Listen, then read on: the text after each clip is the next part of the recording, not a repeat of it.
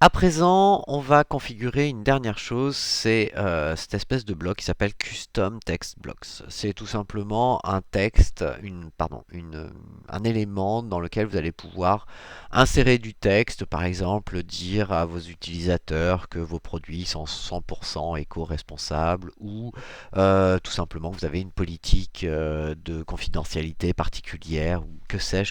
C'est du texte que vous allez pouvoir faire passer en plus sur votre boutique en ligne. Alors, ça se gère où? Bah, c'est très simple. Quand on est dans le back-office, ça va se gérer toujours pareil dans personnaliser, module, gestionnaire de modules. Dans gestionnaire de modules, tout à fait en bas, vous allez trouver donc design et navigation. Dans design et navigation, vous allez trouver, il faut cliquer sur plus de détails hein, si vous voulez vraiment tous les éléments, vous allez trouver ici un élément qui s'appelle Custom Text Block. Vous cliquez sur configurer et vous allez pouvoir donc configurer ce fameux Custom Text Block. Alors attention, je souhaite mettre en garde sur quelque chose. Vous avez ici vous voyez toute la possibilité de changer tout un tas de choses, l'alignement, etc., etc. Je vous déconseille de l'utiliser. Pourquoi? Bah, tout simplement parce que ça a une petite tendance à planter. Si vous faites des choses trop complexes dans ce text block, si vous rajoutez une image, parce qu'on peut rajouter une image ou une vidéo ou des choses comme ça, il est possible que ça marche pas. Euh, je vous montrerai. Je vous montrerai. Il y a des choses, parfois ça marche, et parfois ça marche pas. Donc vous pouvez tester des choses, mais soyez prudent. À mon avis, vous allez rencontrer plus de problèmes que ce que vous pensiez juste en voulant en rajouter, par exemple, une jolie couleur à votre titre ou des choses comme ça. Donc, par exemple, moi je vais faire un truc très simple à formation. Je vais refaire de la pub info. Donc là ici je vais dire une formation pour tous les publics, pour tous les âges plutôt. Euh, Formez-vous aux compétences nécessaires en informatique. Voilà. Pour une vie pro sans encombre. Voilà, on va dire ça comme ça. Donc là, si j'enregistre, logiquement, voilà, ça marche. Mise à jour réussie. Lorsque je reviens ici sur ma page d'accueil, vous voyez que ça fonctionne très très bien, il n'y a pas de souci, ça me l'a mis à jour. Si par contre je souhaite par exemple insérer une vidéo, par exemple une vidéo YouTube, on va essayer d'insérer une vidéo YouTube.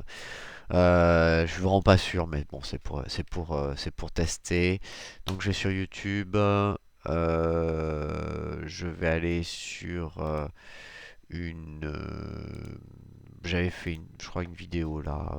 Voilà, Stephenson, CFA Stephenson. J'avais fait une petite vidéo là, Stephenson, formation informatique. Parfait. Donc, alors, par contre, là, il va falloir que je l'intègre. Je peux pas juste prendre son adresse. Je dois avoir un truc qui va me permettre de l'intégrer. Voilà. Quand je vais sur partager, j'ai ici intégrer. Voilà, il me crée, vous voyez, ici un espèce d'élément avec tout plein de choses. Là, je vais juste copier. Tac. Copier. Je vais aller revenir ici et je vais insérer une vidéo. Insérer. Et là, je vais coller le code que je viens de copier sur YouTube. Je clique sur OK. On va voir si ça marche. Et voilà. Dès que je fais des choses un peu complexes, vous voyez, il va vous mettre ça. Il refusera tout simplement l'intégration. Donc ça ne sert à rien de vouloir faire trop compliqué. Mais par contre, ça peut être un point encombrant, c'est-à-dire quelque chose qui ne vous sert vraiment pas à grand-chose. Vous pouvez aussi le supprimer, ce bloc de texte. Pour supprimer le bloc de texte, c'est très simple. On va aller dans le back-office, dans le gestionnaire des modules, tout simplement. Voilà. Et au lieu de faire configurer, donc dans Design Navigation, au lieu de faire configurer donc Custom Text Block, je peux aussi très bien le désactiver. Il vous dira si vous êtes sur le point de désactiver, vous êtes sûr, je dis oui. Ça va réfléchir un tout petit peu.